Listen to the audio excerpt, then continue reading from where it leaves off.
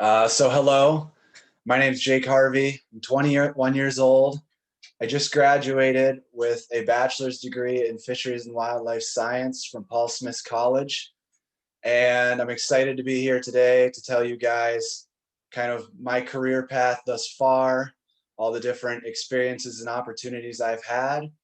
And in doing that, hopefully I inspire some of you guys that are already interested in the wildlife field and help and answer some questions that you may have along the way. So let's get into this. So my beginnings. I was born and raised in Northwest Pennsylvania, right around the Allegheny National Forest. So, rolling hills, deciduous trees. I know everyone here is from different parts of the country. And today, I really love this field. I'm totally immersed in everything about wildlife and the outdoors. But a lot of you guys are probably a step ahead of me because I didn't have that interest when I was at such a young age. When I was in elementary school until probably about middle school, my life was surrounded and fully immersed in sports. So all my time was spent on a basketball court or in a baseball diamond. So when I had time, my first true passion in the outdoors was trapping. And, most people kind of pick up with hunting first and then they might dabble in the trapping world. But I was a super hyper kid, and the big hunt around here is white-tailed deer, and it's mostly out of a tree stand. But I was way too hyper, had too much energy. I could not sit in a tree stand for hours on end. So I went out with a buddy a couple times, got myself some traps, and kind of had some luck with it. So the pictures here are a couple things I've caught over the years. That starting on the left, there's a bobcat, a red fox, and a fisher, all from Pennsylvania. So, although I started with trapping, as time went on, I did dive deeper into the hunting world and never looked back. Kind of when I slowed down at an older age a little bit, I could sit in a tree stand all day now. So, I started out whitetail deer hunting, and then got into archery, and then turkey hunting and pheasants. And now I go to a bear camp every year and I hunt black bear. So I'm all in. I love it. I'm all about it. I still trap and hunt whenever I can. And then, so once I got to the end of my high school years, trapping and hunting probably were my first priority, and sports kind of took the second place spot, which was a major change in my life just with how serious I was with sports at a young age. So by the time it came to touring schools and applying to colleges, I had no doubt what I wanted to do. And then after I visited Paul Smith College, I had no doubt where I wanted to go. So Paul Smith College is in the Adirondack Mountains of upstate New York. It's a 14,000 acre campus. So small school, small main campus, but tons of forest and land around there. So it just functioned as an outdoor classroom. And then in my 3.5 years I spent there, I was given the opportunity to travel to one new Canadian province, 15 new states, 3 new mountain ranges, the Rocky Mountains, the Cascade Mountains of the Pacific Northwest, so Washington and Oregon up in the corner, the Sierra Nevadas of California, and I got an opportunity to study abroad in Zvenigorod, Russia over a Christmas break.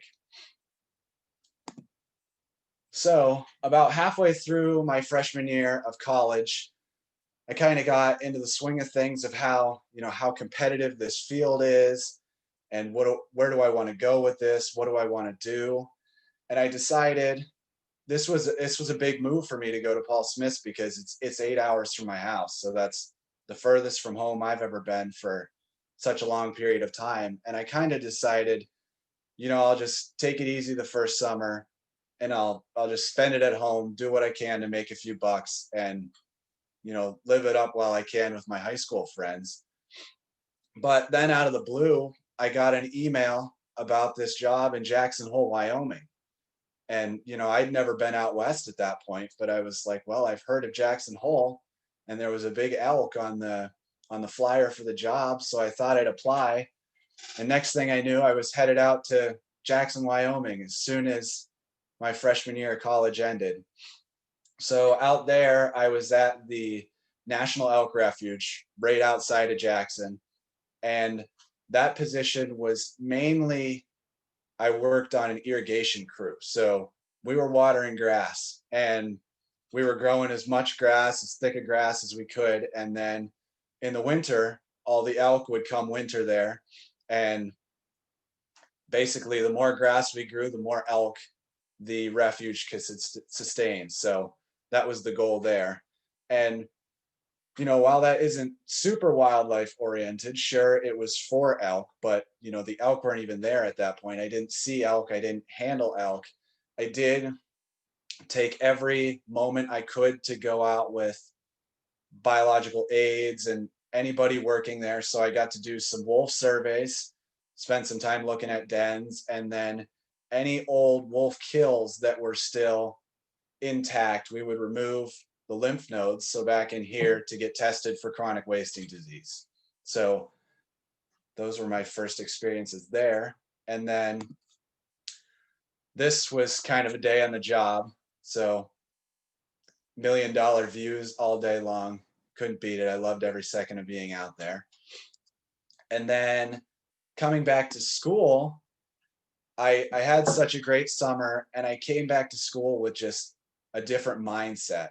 I knew how competitive this field was, but I thought to myself, if I take advantage of every moment that I get, there'll be room for me in the field. I'll be able to do what I want to do. So with that mindset, I kind of got the attention of one of my ecology professors, and she invited me to study abroad with her and a crew of students that she takes every year to Russia, which I mentioned earlier. And the whole basis of this trip was we were looking at different adaptations to survive in the cold. How are these animals doing it? I couldn't survive out in the cold like that. So what are they doing? And it was different disciplines. So we looked at different aspects of ecology. And so for a couple of days, we looked into botany, so the plants, and then we took a look at hydrobiology, so aquatic invertebrates, what's swimming around in that cold water, and then some vertebrate zoology, so that's your mammals and your birds, and then entomology, what insects are out and about, how are they doing it. And then for the second half of the trip, we took a look at some long-term research. So we looked at the browse preference of snow hare and moose. So what are these guys eating? How does it differ? And that was at a biological station owned by Moscow State University. And so here's some pictures of me out in the cold. I survived the cold with a lot of jackets on while we were there. And in counting the browse, it was just a lot of flagging tape on little nibbles of different bushes, and then a lot of data collection, writing it down, the different species, using keys to identify everything. And then we did some statistical analyses and participated in a long-term study. So it was a really neat experience. And obviously my first time out to Russia. So then I went back to school, and then summer came fast.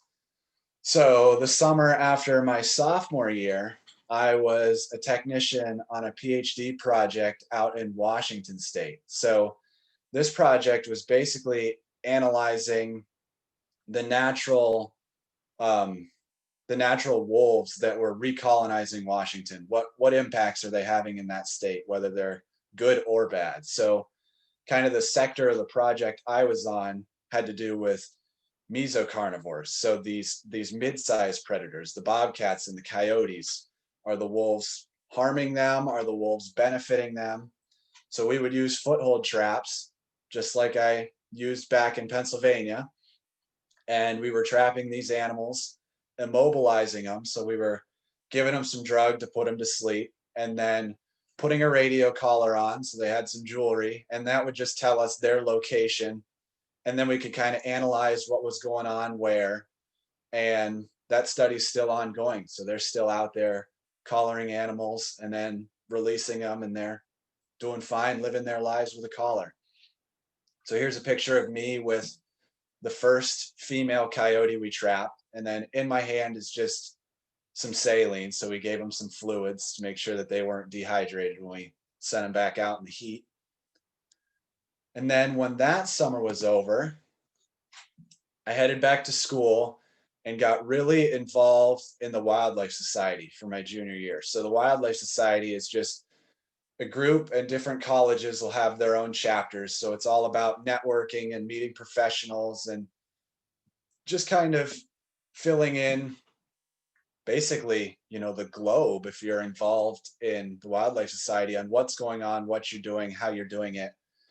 And so I traveled to Reno, Nevada, actually to the same venue where the sheep show is typically held, even though we're online this year. And I got introduced to all of the different presentations that are going on there and all the mini rooms. And this is where I got introduced to the world of bighorn sheep. There's no bighorn sheep in Pennsylvania. And I watched a bunch of these presentations on bighorn sheep, sent some emails because I was so interested. And next thing I knew, I had a technician position for my last undergraduate summer on the Sierra Nevada Bighorn Sheep Recovery Program. So there on the right is a couple Sierra Nevada Bighorn sheep. So this was out in California. I was in a little town called Bishop, and it was about an hour and a half south of Yosemite National Park.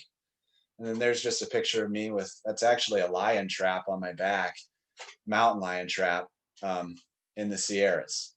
So in this position, one of my major tasks was bighorn sheep population counts. So Sierra bighorn are kind of split up into these different herd units, and we would go out with a crew of up to about 10 people, and they're up on the mountains, so we would enter through all these different drainages with our spotting scopes and spend a couple days out in the backcountry.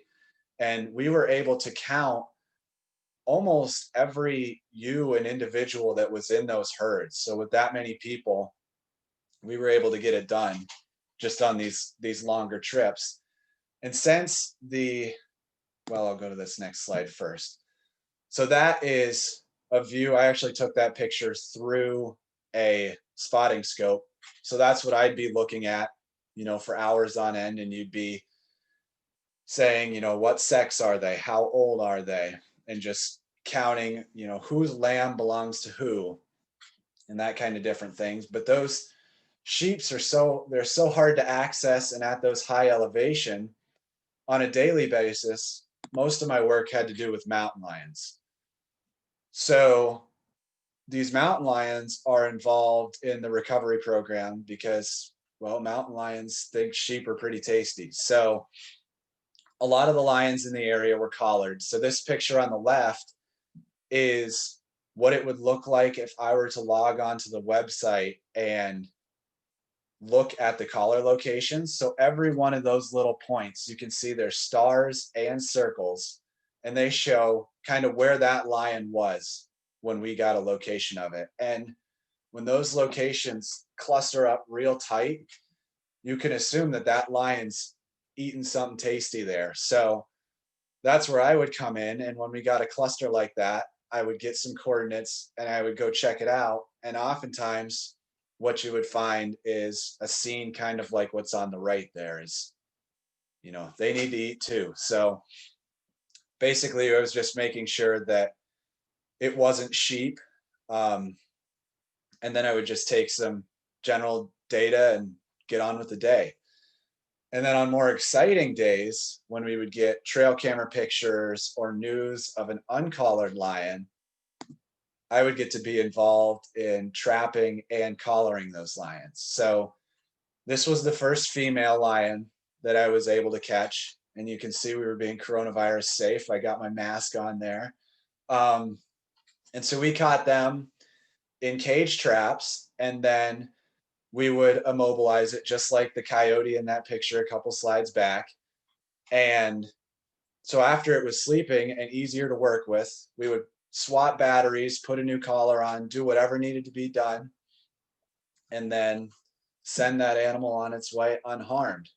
So, the excitement isn't that high every day, but if you couldn't find any sheep, there were no lions that needed collared, I would just work, do what I needed to do, check these clusters, and enjoy the view. So that's another great thing about the wildlife field is, at least for a lot of these technician jobs, our office is nature, and it's great. So these pictures are from the Yosemite area, different population counts, different backcountry trips.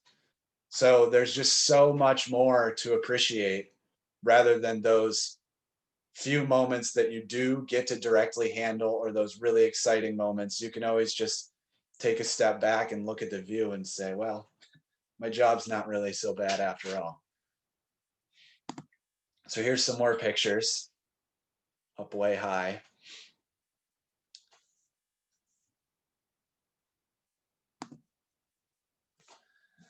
And then, so before I get to wrapping things up, there's a lot of advice that I have for you guys. Just, how do you get to where I am now, to where we all want to be in the end?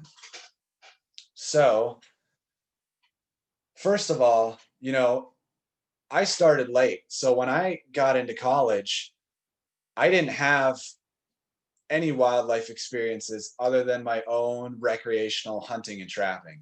So I'm sure a lot of you guys hunt, and maybe a handful of you trap as well. But one thing that everybody can do, no matter where you live, I always think it's best to start local just because that's the most accessible stuff, is go to, your local Audubon Society, band some birds, go to a check station, volunteer with, your local wildlife, whatever your state-run wildlife department is, and go to the hunter harvest check stations, volunteer on public land. And so in doing that, sure, it may not be where you want to end up in the end. As your final career, you may not want to be banding birds, but it's a start. You've got to start small and you build on that. And in all those opportunities and events, you meet someone new, and every person you meet is important because that person knows a person. And next thing you know, you are where you want to be. So as you get older and begin looking into, more legitimate full summer length jobs or colleges, I think it's really important to be willing to travel. So and there's nothing wrong with saying, okay, I'm really tight knit with my family. I want to stay in this state. I want to be here. I think it's really important to get out and experience all the different landscapes. And maybe you will really like something else. And in doing that, you'll literally network across the country. You'll have contacts and job opportunities all over. But, and this was the case with me in the National Elk Refuge. I had never been out west before, and I saw this job opportunity, and it kind of started a domino effect for me. The main job wasn't super wildlife related, but I got a couple skills that led to me getting a couple more skills, and kind of here I am today. And then as you're doing this stuff, it's really important to have realistic expectations. So you can't apply for your first job and expect to be doing all this elaborate stuff with animals and hands-on all the time. Your first job, it's okay if it's more oriented toward habitat management like mine, or trail maintenance, or something smaller at a state park. Anything is good. And then while you're doing those, I cannot harp enough to just continue networking, email, stay in touch with everyone you meet, and they'll always have your back. It's a super tight-knit field. Everyone's friends. And if you always do your best, there's room for you. So in moving forward, I just want to, thank the Wild Sheep Foundation. This is such a great opportunity. I was really happy to do this for you guys today. And oh boy, I don't know what happened there. We'll go back here. So here's my contact information. If any of you guys want to reach out to me for, any advice that wasn't mentioned, how do you go about getting a job? What colleges should you look at? There's my email and my cell phone. Do not be shy. I'll answer them both really quickly. And I think, thank you again. And with the remaining time, I will go into the Q&A and maybe address a couple of these questions out loud. So